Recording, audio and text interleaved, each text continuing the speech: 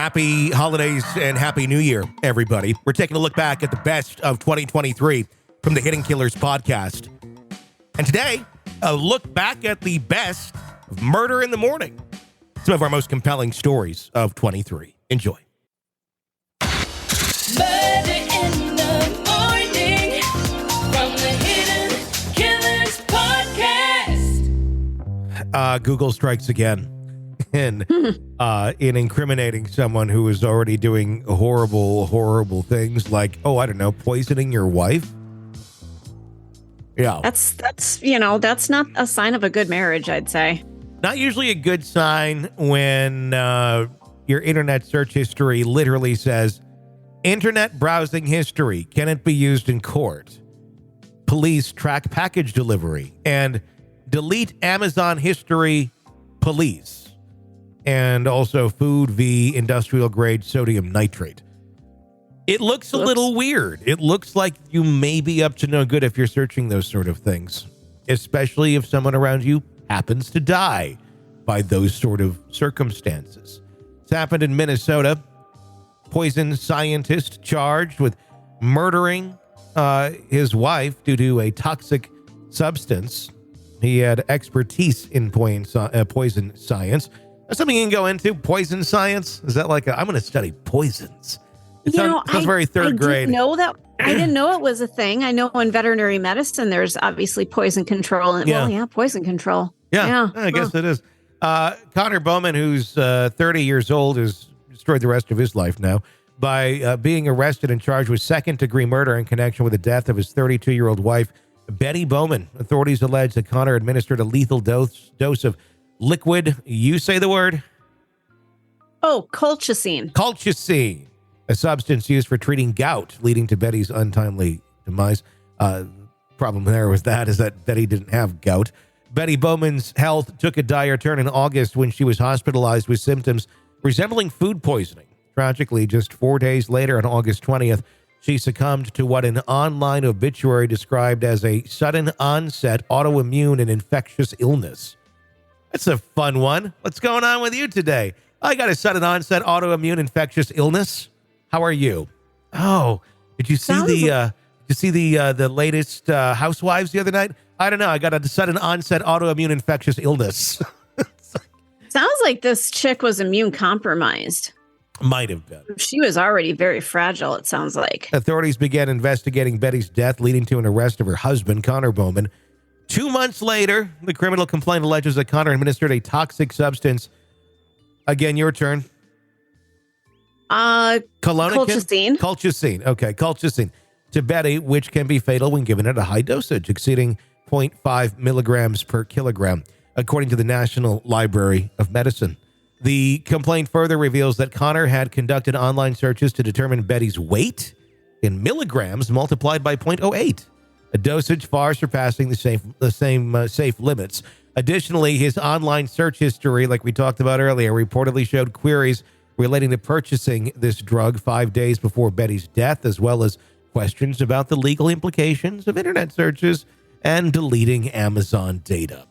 Betty's tragic passing has left a void in the lives of her loved ones. His GoFundMe page, organized by Sarah Lesser, aims to raise funds for Betty's mother, Nancy Sponsel, with memorial costs, legal expenses, and other bills related to the heartbreaking incident. Betty, who worked as a pharmacist, was remembered as a light to so many people. Connor, who was a medical student and worked as a poison specialist fielding phone calls from the University of Kansas, is a former resident of the Mayo Clinic in Minnesota. In a statement shared with People, the Mayo Clinic clarified that Connor's employment at the facility ended earlier this month, unrelated to the charges he now faces. Good on them getting ahead of that one, because that could be like, what? Right. We're aware of the recent arrest of former Mayo Clinic resident on charges unrelated to his Mayo Clinic responsibilities. The statement read, it remains unclear whether Connor has entered a plea or retained legal representation as of the time of our recording this. Betty's vibrant and outgoing personality left a lasting impact on those who knew her. An online obituary dedicated to her memory stated, Betty inspired and encouraged others to be their truest selves. She lived a life to the fullest, embracing opportunities to travel and experience new places. So there you go. Another one of these where the husband decides I'm going to poison, or the wife decide, not in this case, but so many poisonings that people think they're the smartest in the room and they're going to get away with it. And quite honestly, had he not done the damn Google searches, I think he may have had a better chance at that, don't you? He might have gotten away with it, just like in Scooby-Doo, if it weren't for those damn kids. Yeah, it's always the damn kids, but now it's the damn Google searches. Yeah, that are that's what's, they could do an updated Scooby-Doo and just instead of those damn kids, it's that damn Google. Yeah, exactly. It's in no way am I trying to disparage her death or the goodness that she brought to the world, but reading that, it made me think of a question that I've had for a while about when someone dies tragically. We always hear they were this or that and great. What happens when someone dies tragically and they were really just a shitty human being? And it's not like they had it coming to them or something like that. And I'm not saying that Betty was by any means. I'm just saying completely off of this case. But, what is that? So, because there's plenty of people who are bad that end up dying of something and then, or somebody. I have thoughts. Yeah. I have thoughts. What do you write there? Like they were an average human. I should go find my dad's obituary and read it. Oh, you have. Yeah, you've actually done this, haven't you? Mm-hmm. Yeah, where it's pretty raw. Yeah, he was a shit human being, and he died in a car accident that he caused because he was diabetic and didn't take care of himself. And he was just a horrible human being. Mm-hmm. And he had a heart attack while he was driving, and I think he killed somebody. Yeah, and it was bad. And his obituary was basically just the facts. Like it wasn't, he was this great human being and everybody, missed him or will miss him. And it wasn't anything like that. It's here's the funeral. Yeah. Thanks. Yeah. Just very cold, but to the reality of it. Yeah. Talked about he was into ham radio, like Taco John's. I mean, it was just that's about it. There really wasn't much else to say. Yeah. Well, I'm trying to look up here cold obituaries, but it just brings me up stories of people who froze to death. Oh, well, horrible people and their obituaries. I mean, there could be an entire internet section on that. And if there isn't, we should start one. Yeah, exactly. This may be the most brutal, honest obituary ever. This is from CNN from 2017. This is Leslie Ray Charping of Galveston, Texas, died at the age of 75. His obituary posted in the Carnes Funeral Home website quickly went viral. It's no longer there, but it's been widely reported and corroborated by the daughter who wrote it. Here's the words.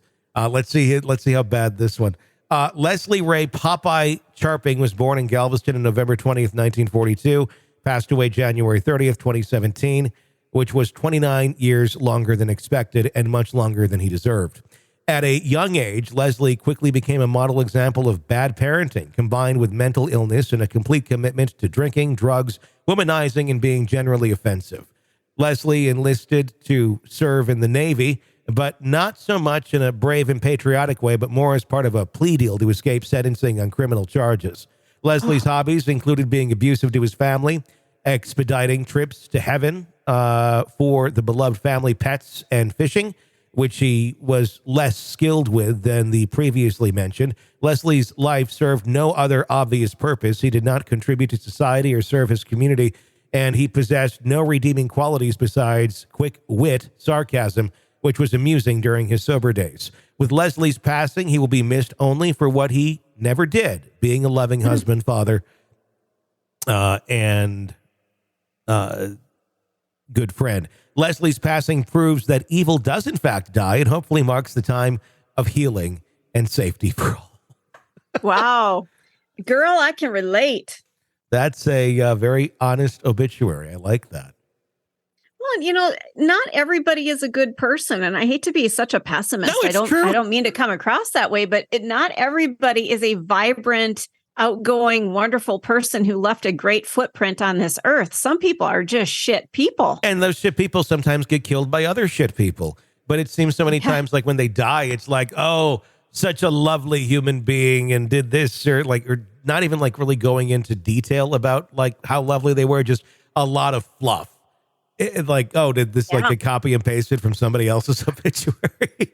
Kind of what it feels like sometimes. I know when we used to do that podcast, My Crazy Family, there was a story that I did. It was about a father that killed his kids, and his obituary basically said that he was a loving father. And I'm like, oh, hell no. He killed his kids. You can't say that.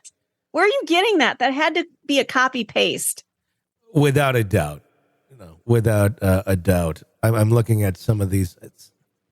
This isn't more obituaries, but I mean, it's there's bad people out there. And again, in no way am I saying that about the initial story we talked about here. It was just more so a thought on that process of writing the obituary. And what do you do when you ain't got anything good to say?